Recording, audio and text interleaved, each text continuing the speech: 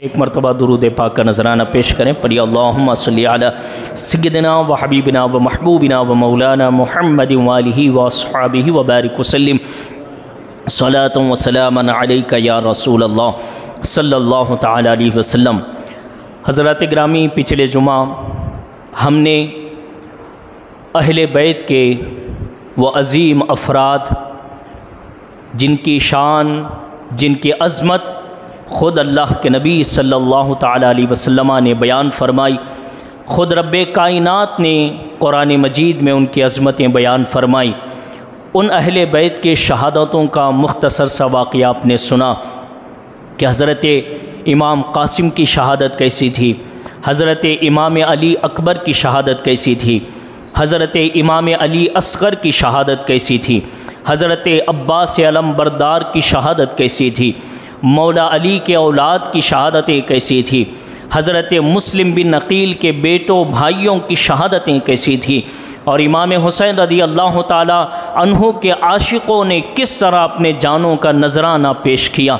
और हज़रत अब्बास के ताल्लुक़ से किसी शायर ने बड़े खूब कहा है, शायर कहता है कि इमाम अली मकाम ने हज़रत अब्बास को जंग लड़ने की इजाज़त नहीं दी, सिर्फ़ पानी लाने की इजाज़त मिली थी हज़रत अब्बास को। हज़रत अब्बास ने कहा था, भाई मैं पानी लेने के लिए जा रहा हूँ, जंग करने नहीं जा रहा हूँ। शायर कहता है कि जब पानी लाने के लिए गए तो ये हाल है, अगर अब्बास को जंग की इजाज़त मिलती तो करबला का मंज़र क्या होगा, करबला का मैदान क्या होगा। तो शायर कहता है, आए जो अब्बास मैदान में हैदर की तरह, आए जो अब्बास मैदान में हैदर की तरह, एक अकेले नज़र आने लगे लश्कर की तरह, एक अकेले नज़र आने लगे लश्कर की तरह। जंग की इजाज़त नहीं थी वरना, जंग की इजाज़त नहीं थी वरना करबला हाथ में होता दरे खैबर की तरह, करबला हाथ में होता दरे खैबर की तरह। यह अब्बास को इजाज़त नहीं मिली थी तो ये हाल है। हज़रत अब्बास अलम बरदार को जंग की इजाज़त मिलती तो मैदान का हाल क्या होता। हज़रत अब्बास अलम बरदार को भी शहीद कर दिया गया। अब सारे अहले बैत शहीद हुए। अब एक नौजवान बीमार, जिन्हें हम और आप इमाम ज़ैनुल आबिदीन के नाम से जानते हैं, ये इमाम हुसैन रज़ी अल्लाह ताला अन्हु के शहज़ादे, इनका नाम अली औसत है, इमाम ज़ैनुल आबिदीन के नाम से लक़ब से मशहूर हैं। आप खड़े हुए और अपने बाबा के पास तशरीफ़ लाए। बहुत ज़्यादा बीमार थे, इतने बीमार थे कि खड़े होने की भी ताकत नहीं थी जिस्म में, लेकिन किसी भी तरह हाथ को सहारा देते हुए, किसी लकड़ी को पकड़े हुए बाबा की बारगाह में पहुँचे और कहा कि बाबा जान, मुझे भी इजाज़त दी जाए। अली असग़र भी शहीद हो गया, अली अकबर भी शहीद हो गया, कासिम भी शहीद हो गया, चाचा अब्बास भी शहीद हो गए और दूसरे चाचाओं ने भी अपने शहादत पेश की। बाबा जान, मुझे भी इजाज़त दी जाए। हज़रत इमाम ज़ैनुल आबिदीन की बातें सुनकर हज़रत इमाम हुसैन के आँखों से आंसू निकले। इमाम हुसैन ने इरशाद फरमाया कि बेटे ज़ैनुल आबिदीन, तुझे बचाना है, और बचाना इसलिए है कि क़यामत तक तुझसे मेरी नस्ल को चलाना है, तेरी ज़रिए नाना की अमानतें दुनिया तक पहुँचाना है, तेरे ज़रिए मौला अली के वो रूहानी फैज़ कायनात को पहुँचाना है। ज़ैनुल आबिदीन, तू बीमार है, जंग करने की ताकत नहीं है, इसलिए ज़रा आ एक मरतबा आखिरी बार अपने बाबा के सीने से सीना लगा ले। अब ज़रा आप अंदाज़ा लगाइए, एक नौजवान बेटा बीमारी की हालत में और अपने बाबा को आखिरी सलाम करने के लिए सीने से लगा रहा होगा, दर्द कैसा होगा, कैफियत कैसी होगी। इमाम ज़ैनुल आबिदीन को सीने से लगाया इमाम हुसैन ने और इरशाद फरमाया सीने से लगाकर, बेटे मैं सारी नाना के अमानतें तेरे सीने में मुंतकिल कर रहा हूँ, बाबा अली मुर्तज़ा हैदर कर्रार की अमानतें तेरे सुपुर्द कर रहा हूँ। बेटे ज़ैनुल आबिदीन, मेरी शहादत के बाद इन ख़वातीन को संभालना तेरी ज़िम्मेदारी है। बेटे ज़ैनुल आबिदीन, मेरी शहादत के बाद इन बचे हुए बच्चों को संभालना तेरी ज़िम्मेदारी है, इनको सलामत मदीने तक पहुँचाना तेरी ज़िम्मेदारी है। और ज़ैनुल आबिदीन सब्र के साथ रहना, इस्तिक़ामत रहना हमेशा अपने साथ, इस्तिक़ामत के साथ ज़िंदगी गुजारो, कभी बेसब्र नहीं होना, कभी अल्लाह के नाशुक्री नहीं करना, कभी अल्लाह से शिकायत नहीं करना, हमेशा अल्लाह की बारगाह में शुक्रिया अदा करते रहना। अपने बेटे को सीने से लगाने के बाद सैयदा ज़ैनब सलामुल्लाहि अलैहा बहन के पास तशरीफ़ लाएँ और कहते बहन ज़ैनब, अब मैं आखिरी लम्हा आया हूँ, सलाम कहने के लिए आया हूँ, अब मैं रुखसत हो रहा हूँ, अब क़यामत के दिन मुलाकात होगी, हश्र के मैदान में मुलाकात होगी, नाना के सामने मुलाकात होगी। बहन ज़ैनब, हम फ़ातिमा की औलाद हैं, हम अली के औलाद हैं, हम नबी का घराना है। ज़ैनब, जिस तरह जाहिल ज़माने में लोग इंतकाल के बाद अपने चेहरों को मारते हैं और अपने कपड़ों को फाड़ते हैं, अपने बालों को खोल लेते हैं, ज़ैनब इस तरह की आदत नहीं रखना, सब्र का दामन थामे रहना, इस्तिक़ामत के साथ खड़ी रहना। सैयदा ज़ैनब को सलाम में आखिरी करने के बाद अपने अज़वाज के पास जाते हैं, आखिरी सलाम कहते हैं और अपने बच्चों के पास और अपने काफ़िले वालों के पास जाते हैं, सलाम में आखिरी करते हैं। सलाम में आखिरी करने के बाद सैयदना इमाम अली मकाम इमाम हुसैन रदी अल्लाह ताला अन्हु अपनी बहन से कहते हैं कि ज़ैनब, आखिरी लम्हा है, क्या मुझे सवारोगी नहीं, क्या मुझे सजाओगी नहीं? मैं जंग के मैदान में जा रहा हूँ, ज़रा मुझे खूबसूरत बना तो सही, मुझे सजा तो सही, मैं देखूँ कि मेरी बहन कैसे मुझे सजाती है। सुभान अल्लाह, मैं सोचता हूँ यार करबला में उन भाइयों की बहनों की मोहब्बत क्या है। और इमाम हुसैन पैगाम दे रहे हैं कि लोगों, तुम्हारे भाइयों के बहनों के दरमियान मोहब्बत कैसी होनी चाहिए। इमाम अली मकाम अपनी बहन से कहते हैं कि बहन आ, ज़रा वो सारी अमानतें लेके आ और मुझे सजा। तो हज़रत मौला अली शेर खुदा रदी अल्लाह ताला अन्हु का जुल्फ़कार तलवार हज़रत इमाम हुसैन के हाथ में सैयदा ज़ैनब देती हैं। नबी करीम सल्लल्लाहु ताला अलैहि वसल्लम का अमामा सर पे बांधती हैं और सैयदा ज़ैनब हज़रत हमज़ा की ढाल इमाम हुसैन के पुष्ट पे रखती हैं और हज़रत जाफ़र तैयार का नेज़ा हाथ में देती हैं और हाथ में देकर कहते हैं भाई आखिरी सलाम लो। और ये बहन आपको पैगाम दे रही हैं, ये बहन आपसे कह रही है कि भाई ये ना समझो कि आपके जाने के बाद हम कमज़ोर हो जाएंगे या आपके जाने के बाद हम जो है इस्तिक़ामत पे नहीं रहेंगे, सब्र का दामन छोड़ देंगे, ऐसा नहीं होगा। भाई आप सब्र रखें, अगर आपकी शहादत हो जाए तो मैं इस काफ़िले को संभालने वाली हूँ, क्योंकि मैं भी फ़ातिमा की बेटी हूँ, मैं भी शेर खुदा की शेरनी हूँ। अल्लाह अकबर। सैयदा ज़ैनब के इन जुमलों के बाद हज़रत इमाम हुसैन रज़ी अल्लाह ताला अन्हु मैदान में पहुँचे, यजीदियों के सामने खड़े हो गए। 22,000 का लश्कर सामने खड़ा है। इमाम आली मकाम आए, उनके सामने खड़े हुए और आखिरी खुतबा इरशाद फरमाया। आपने कहा कि यजीदियों सुन लो, मैं ख़ुद से यहाँ नहीं आया, तुम में से बहुत सारे कूफा के रहने वाले हैं, तुमने ख़त लिख के जो है मुझे यहाँ बुलाया है, तुम्हारे ख़तों की वजह से मैं यहाँ पहुँचा हूँ, लेकिन अब भी मैं मौका दे रहा हूँ तुम्हें। तुमने मेरे 6 महीने बेटे को शहीद कर दिया, कोई बात नहीं, अब भी मैं मौका दे रहा हूँ। तुमने मेरे नौजवान अली अकबर को शहीद कर दिया, फिर भी मैं मौका दे रहा हूँ। तुमने मेरे भाई के बेटे कासिम को शहीद कर दिया, फिर भी मैं मौका दे रहा हूँ। तुमने मेरी बहन के बेटों को शहीद कर दिया, फिर भी मैं मौका दे रहा हूँ। तुमने मेरे भाइयों को शहीद कर दिया, फिर भी मौका दे रहा हूँ, आखिरी मौका, अब भी समझ जाओ, हुसैन माफ़ कर देगा तुम्हें, अब भी सुधर जाओ। हज़रत इमाम हुसैन रज़ी अल्लाह ताला अन्हु के जुमले ऐसे थे, ये जो यजीदियों के जो ख़ैमे लगे थे, यजीदी जो लश्कर खड़ा था, उसमें से ज़ोर ज़ोर से रोने की आवाज़ें आने लगी। इमाम हुसैन के खुतबे को सुनकर यजीदी रोने लगे। इमाम हुसैन ने इरशाद फरमाया, जान लो मैं कौन हूँ, जो जानता है वो जानता है, जो नहीं जानता वो जान ले, मैं हैदर कर्रार का बेटा हूँ। मैं फ़ातिमतुज़ ज़हरा का बेटा हूँ, मैं नबी का नवासा हूँ, उसी नबी का नवासा हूँ जिसका तुम कलमा पढ़ते हो। मैं उसी नबी का नवासा हूँ जिस नबी ने फरमाया कि मेरा बेटा हुसैन और मेरा बेटा हसन दोनों जन्नती जवानों के सरदार हैं। इमाम हुसैन ने फरमाया, अगर मुझे शहीद करोगे तुम्हारे जन्नत में मकाम कैसे होगा, जन्नत में जाओगे कैसे, क्योंकि मैं सरदार हूँ जन्नत का।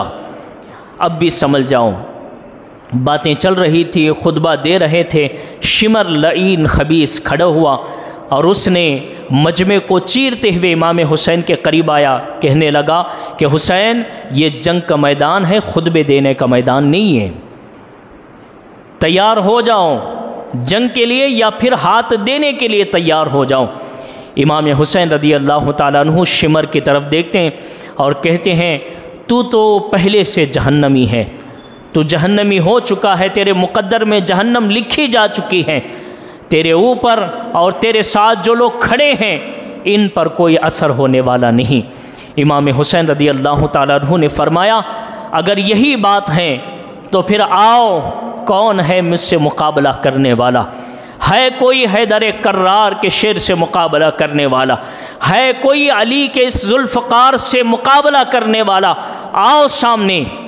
इब्ने साद इमाम हुसैन के मुकाबले के लिए बड़े बड़ों को तैयार कर रखा था, संभाल के रखा था कि हुसैन आखिरी में आएंगे और हुसैन के साथ मुकाबले के लिए ज़बरदस्त लोग भी चाहिए, ज़बरदस्त बहादुर चाहिए, जंगजू चाहिए। संभाल के रखा था, एक के बाद दूसरों को भेजने लगा। इमाम हुसैन पे तलवार उड़ती थी, एक तलवार के वार से इमाम हुसैन ने सबको जहन्नम में पहुंचा दिया। और आप इमाम हुसैन रदी अल्लाह ताला अन्हु की उम्र का अंदाज़ा लगाएंगे तो आपको मालूम होगा इमाम हुसैन की एक एक तलवार जो उड़ती थी कितनी कीमती थी। 50 पर 3 साल की उम्र इमाम हुसैन की, और इस उम्र में आके तकरीबन आदमी बुढ़ापे के करीब पहुंच जाता है। 50 पर 3 साल की उम्र इमाम हुसैन की। सिर्फ उम्र नहीं बल्कि इमाम हुसैन अपने बच्चों के लाशों को उठा उठा कर, अपने भाइयों के जनाज़ों को उठा उठा कर, अपने भतीजे भांजों के जनाज़ों को उठा उठा कर इमाम हुसैन थक चुके थे। ज़रा आप अंदाज़ा लगाइए शेर खुदा के बच्चों में वो क्या जज्बा था, इमाम हुसैन के अंदर वो क्या हिम्मत थी।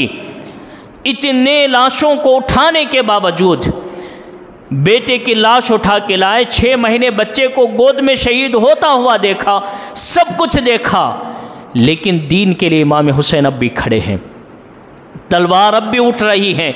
इमाम हुसैन एक एक तलवार उठाते, एक एक को जहन्नम रसीद करते, जिस तरफ चले जाते थे मूली की तरह काट के रख देते थे, जिस तरफ चले जाते थे खीरे ककड़ी की तरह काट के रख देते थे, जिस तरफ चले जाते कभी सीधे जाते, कभी बाएं जाते, कभी मजमे के अंदर घुस जाते, जिस तरफ चले जाते लाशों की लाशें ज़मीन पर गिरती थी। हैदर कर्रार का ये शेर इमाम हुसैन रदी अल्लाह ताला अन्हु लगातार लड़ते रहे और आखिरकार इब्ने साद ने आवाज़ दी कि ऐ मेरे साथ आने वालों, कब तक हुसैन से एक एक करके लड़ोगे? अगर तुम एक एक करके हुसैन से लड़ोगे तो सब ख़त्म हो जाओगे। चारों तरफ से हुसैन को घेर लो और चारों तरफ से तीर तलवारें बरसाना शुरू कर दो, नेज़े मारना शुरू कर दो। हज़रत इमाम हुसैन को चारों तरफ से घेर लिया गया। अकेले इमाम हुसैन चारों तरफ घिरे हुए तलवार जुल्फ़कार से मुकाबला कर रहे हैं, लेकिन एक इंसान हज़ारों के बीच में घिरा हुआ कब तक लड़ सकता था? और मैं अपने इश्क से ये कहता हूँ कि ये है कि भाई इंसान है, हज़ारों घेरे हुए हैं, तलवारें तीरें सब चल रही हैं।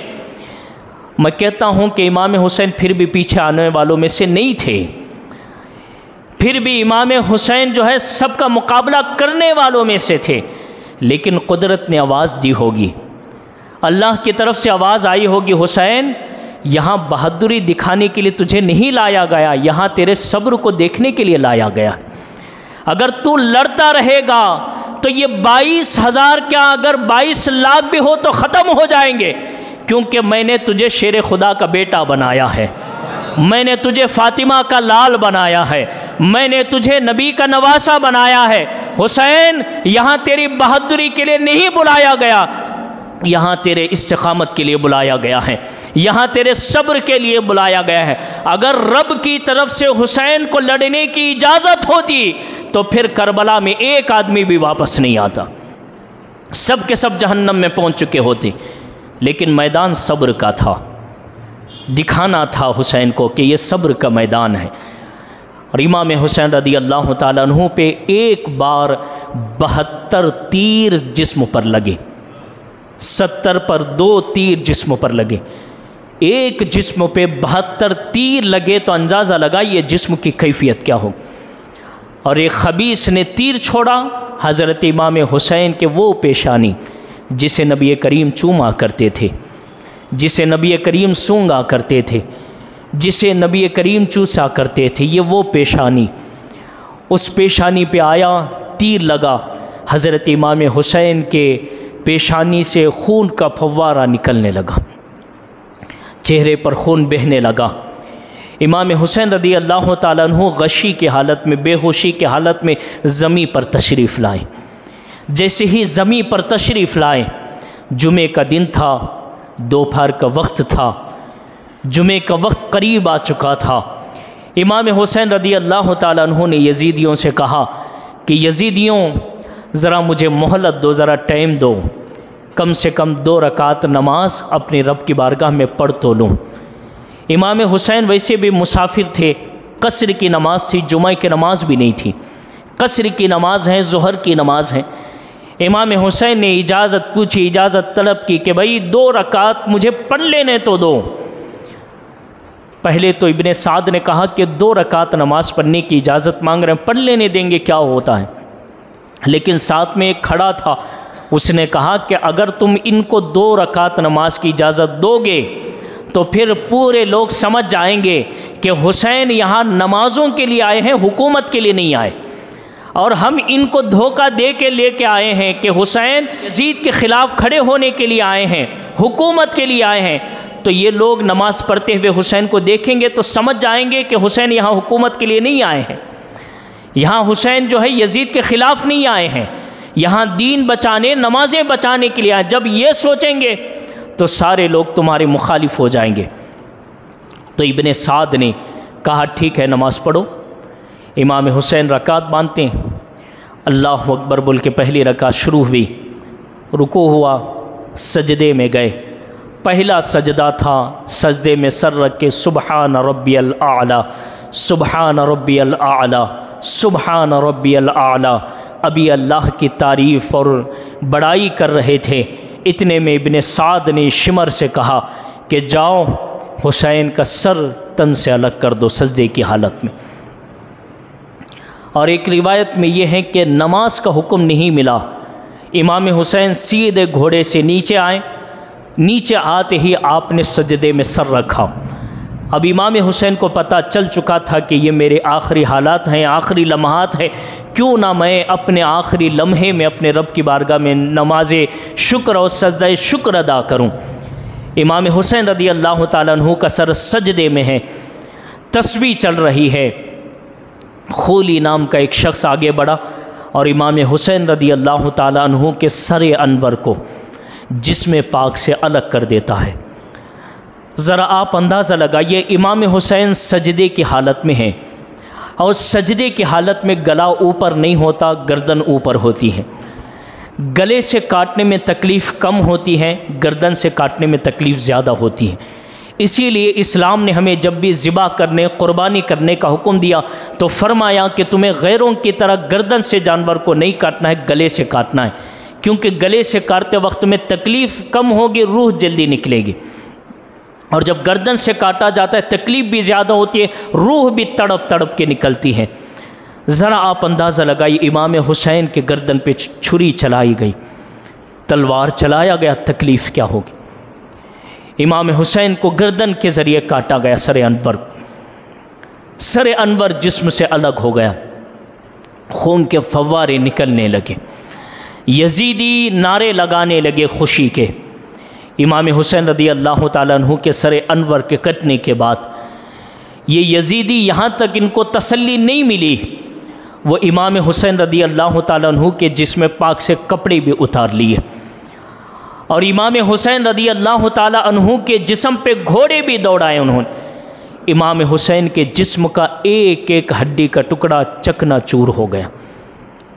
मैं उनसे कहना चाहता हूँ जो मुहर्रम में उछलते हैं, नाचते हैं और ड्रम्स बजा के न जाने किस किस तरह के काम करते हैं, खुराफात करते हैं, ज़रा आप इमाम हुसैन के इस अदा को सामने रखिए, अपने दिल से पूछो, मेरा हुसैन इसी महीने में कटा था, मैं क्या कर रहा हूँ? मेरा हुसैन इसी महीने में अपने बच्चों की शहादत पेश की, मैं क्या कर रहा हूँ? आज हमारे मुसलमानों ने मुहर्रम को उछलना कूदना समझ लिया है। आज के हमारे मुसलमान मुहर्रम में ड्रम्स बजाने को इमाम हुसैन की याद समझ लिया है। आप अपने दिल से पूछो कि अगर मेरा बेटा अगर मर जाए तो मैं क्या ढोल बजाऊंगा? अगर मेरा भाई अगर इंतकाल हो जाएंगे मैं क्या उछलूंगा, नाचूंगा? अगर मेरे सामने मेरे भतीजों को, मेरे भांजों को अगर शहीद कर दिया जाए मैं क्या करूंगा? उछलूंगा, खुशी मनाऊंगा? आपका दिल कहेगा कि नहीं, मैं तो एक कोने पे बैठ के अफसोस करूंगा, जितना हो सके उनके नाम से इसाले सवाब करूंगा, जितना हो सके उनके नाम पे कुरान पढ़ के दुआएं करूंगा। अफसोस है कि एक तो हुसैनी भी कहता है और हुसैन के नाम पे ड्रम्स भी बजाता है। तुझे याद नहीं है करबला का वो मैदान कि हुसैन ने सजदे में अपना सर कटाया था? तू क्या कर रहा है? ज़रा सोच, आज हमारे ऊपर जो है फ़ैन है, पंखे फिर रहे हैं, ठंडी ठंडी हवा चल रही है। आज हमारी मस्जिदों में जो है एसियाँ लगी हुई है, ठंडी ठंडी हवाएं चल रही है। ठंडी ठंडी हवाओं के नीचे हमें सजदे करने की तौफीक नहीं होती। मेरा हुसैन हज़ारों तलवारों के नीचे भी नमाज अदा कर रहा था। मेरा हुसैन हज़ारों तलवारों के नीचे भी सजदे कर रहा था। आज हुसैन का मानने वाला सजदा ही नहीं करता दिन में एक मरतबा भी। ज़रा पूछ अपने दिल से कि क्या मैं सच्चा हुसैनी हूँ? मेरा हुसैन तो तलवारों के नीचे नमाज़ पढ़ रहा था और मैं आज ठंडी हवाओं के नीचे भी नमाज़ नहीं पढ़ रहा हूँ। आपका दिल पुकार के कहेगा कि नहीं जनाब, आप सच्चे नहीं हैं, आप झूठे हुसैनी हैं। ये काम सारे यजीदियों के थे, उछलने के, कूदने के, ढोल बजाने के, सारे काम यजीदियों के थे। हुसैन वालों के काम क्या थे सुनिए।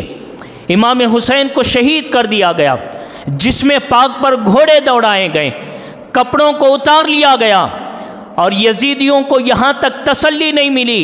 एक एक अहले बैत के घराने के जिस्म के पास जाते, हर एक के सर को तन से अलग कर देते। एक एक अहले बैत के चाहने वाले आशिक जो शहीद हो चुका, उसके पास जाते, उसके सर को तन से अलग कर लेते। सबके सरों को अलग करके नेज़े पर चुभो के जो है उठाया गया और ये बताने की कोशिश की गई, देखो हम जीत गए। लेकिन कायनात ने पुकार कर कहा कि यजीदियों, ये जो तुम सर ऊपर लेके घूम रहे हो, ये तुम बताने की कोशिश कर रहे हो कि हम जीत गए, लेकिन ज़रा देखो तुम कहाँ खड़े हो, हुसैन कहाँ खड़ा है। कायनात ने पुकार कर कहा, जीत तुम्हारी नहीं हुई, जीत हुसैन की हुई, क्योंकि सर कटा भी है तो सबसे ऊंचा है, सर कटा भी है तो सबसे ऊंचा है। इमाम हुसैन के सर अनवर को और अहले बैत के सरों को नेज़ों पर लगाया गया, सारों के जिस्मों पर घोड़े दौड़ाए गए। यहाँ तक भी तसल्ली नहीं मिली।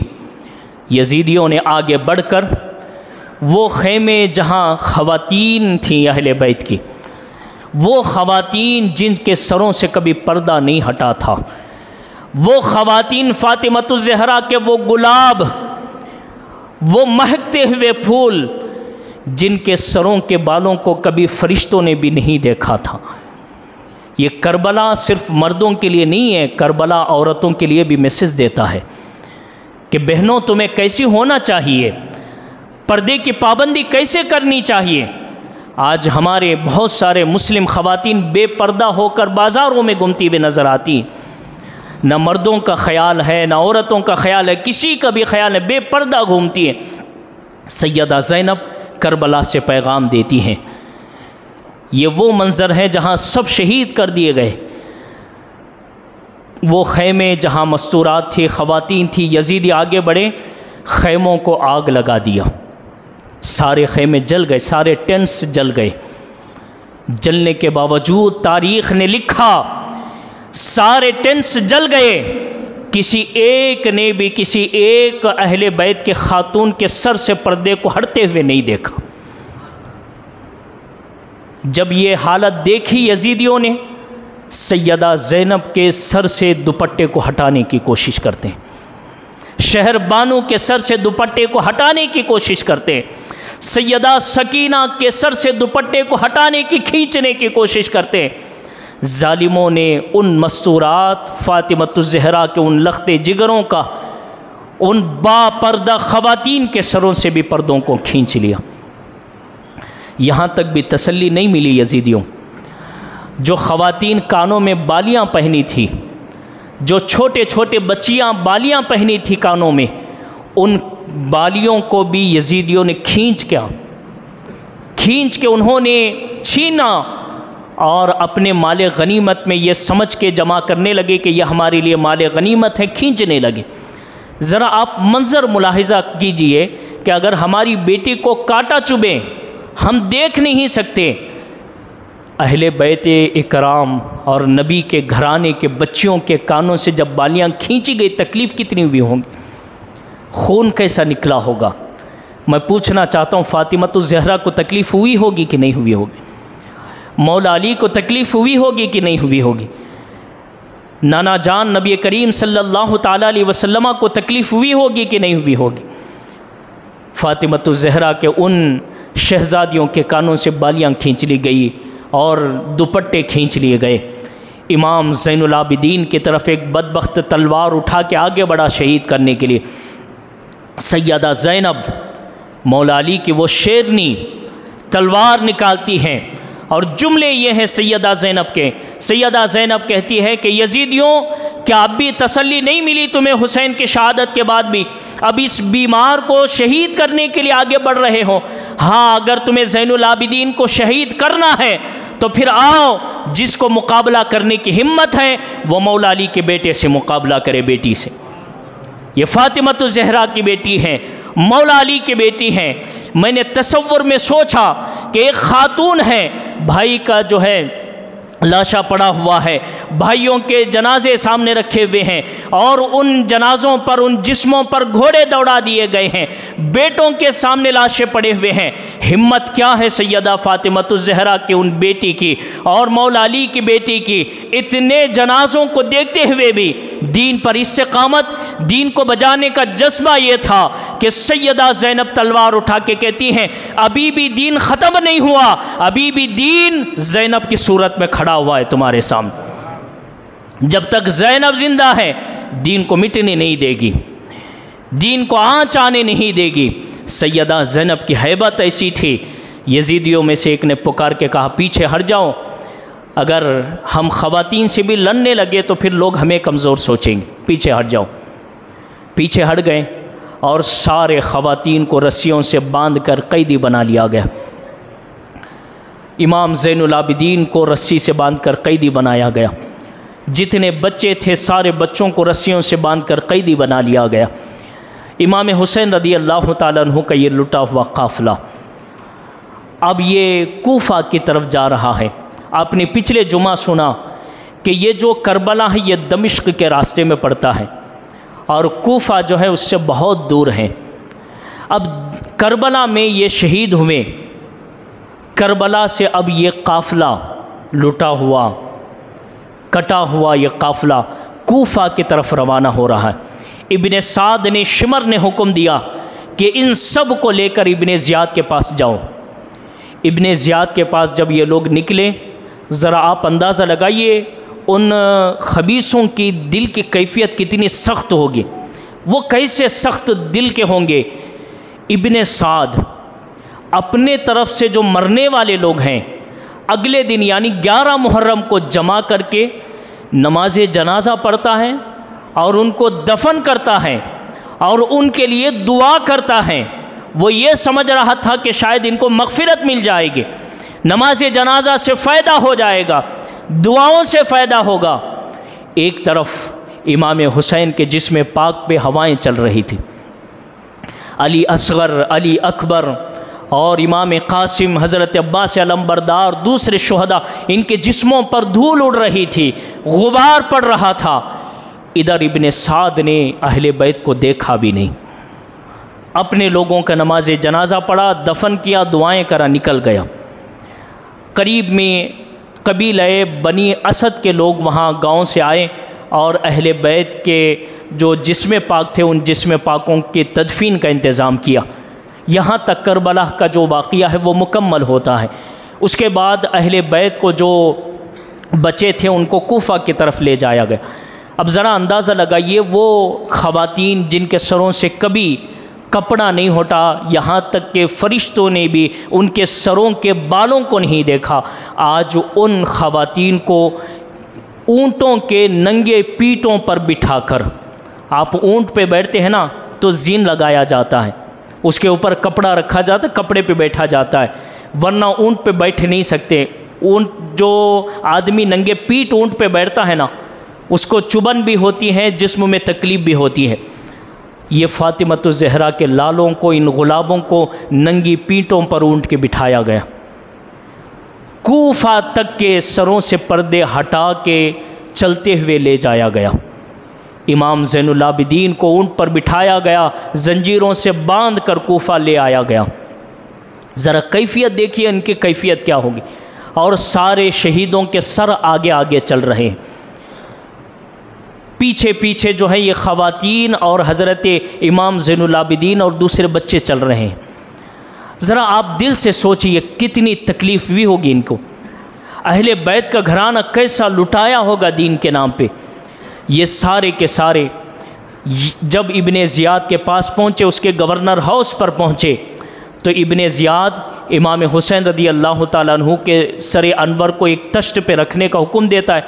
जब तश्त पे रखा गया तो तश्त पे रखने के बाद इमाम हुसैन के साथ इब्ने ज़ियाद कैसे मामला करता है, किस बेअदबी के साथ पेश आता है, और फिर जो बचे हुए अहले बैत का घराना था वो किस तरह मदीना पहुंचता है, इंशाअल्लाह ताला अगले जुमा बयान किया जाएगा। एक पैगाम आखिरी में दे के मैं बयान ख़त्म कर रहा हूँ। मेरे भाइयों, हम सारे हुसैनी हैं ना? बताओ कौन कौन हुसैनी है? हम सब हुसैनी हैं ना? मैं आपसे पूछना चाहता हूँ, क्या यही हुसैन की मोहब्बत है कि हम नमाज़ों को छोड़ दें? सारा घराना क्यों लुटा था? आपसे पूछ रहा हूँ, पूरे बयान सुने, 4 जुमे से आप सुन रहे। मकसद क्या था इमाम हुसैन का? आप बोलिए, क्या मकसद था? दीन को बचाने का मकसद था ना, नमाज़ों को बचाने का मकसद था ना, सजदों को बचाने का मकसद था ना, कुरान को बचाने का मकसद था ना, कुरान की तिलावत मकसद थी। आज अफसोस है, हम हुसैन के नारे लगाने वाले, हुसैन के चाहने के दावा करने वाले, आज हम नमाज़ छोड़ते हैं तो हमें हुसैन याद नहीं आते। अगर आपको हुसैन नहीं याद आते तो आपको सोचना चाहिए कि मैं क्या हूँ, मैं किस तरफ खड़ा हूँ। मैं हुसैनी की तरफ खड़ा हूँ, मैं यजीदी तरफ खड़ा हूँ। आपको फ़ैसला करना है। 2 रास्ते आपके सामने हैं। इमाम हुसैन ने ये सिर्फ जंग जीत के अपनी जानों की कुर्बानी नहीं की है भाई। इमाम हुसैन ने क़यामत तक एक पैगाम दे दिया, लोगों को सोचने का अंदाज़ दे दिया कि लोगों तुम खड़े हो जाओ बीच रास्ते में और सोचो तुम, मैं किस तरफ खड़ा हूँ, हुसैन की तरफ खड़ा हूँ या यजीद की तरफ खड़ा हूँ। अगर तेरी नमाज़ें जा रही हैं तो तू सोच ले कि मैं यजीद की तरफ खड़ा हूँ। अगर तू नाच रहा है, गा रहा है, तू उछल रहा है, कूद रहा है, सोच ले कि मैं यजीद की तरफ खड़ा हूँ। अगर तू सजदे कर रहा है तो सोच ले मैं हुसैन की तरफ खड़ा हूँ। अगर तू नमाज़ें पढ़ रहा है तो सोच ले मैं हुसैन की तरफ खड़ा हूँ। और तू सुन्नतों पर, नबी के दीन पर अमल कर रहा है तो सोच ले मैं हुसैन की तरफ खड़ा हूँ। अब मैं आपसे पूछना चाहता हूँ, आप भी सोचिए घर जाने के बाद कि मेरी नमाज़ें जा रही है, मैं पढ़ रहा हूँ। अगर जा रही है तो आपको ख़ुद अंदाज़ा लगाना है, पढ़ रहे हैं आपको ख़ुद अंदाज़ा लगाना है कि मैं किस की तरफ खड़ा हूँ। लेकिन अल्लाह से दुआ करते हैं, अल्लाह ताला हम तमाम को ज़िंदगी भर हुसैनियों में खड़े रहने की तौफ़ीक़ अता फ़रमाए। अल्लाह से दुआ है अल्लाह ताला हमें ज़िंदगी भर यजीद और यजीद के किरदार से हमेशा महफूज रहने की तौफ़ीक़ अता फ़रमाए, नमाज़ों की इबादतों की पाबंदी करने की तौफ़ीक़ अता फ़रमाए। व आखिर दावाना अनिल हम्दुलिल्लाहि रब्बिल आलमीन।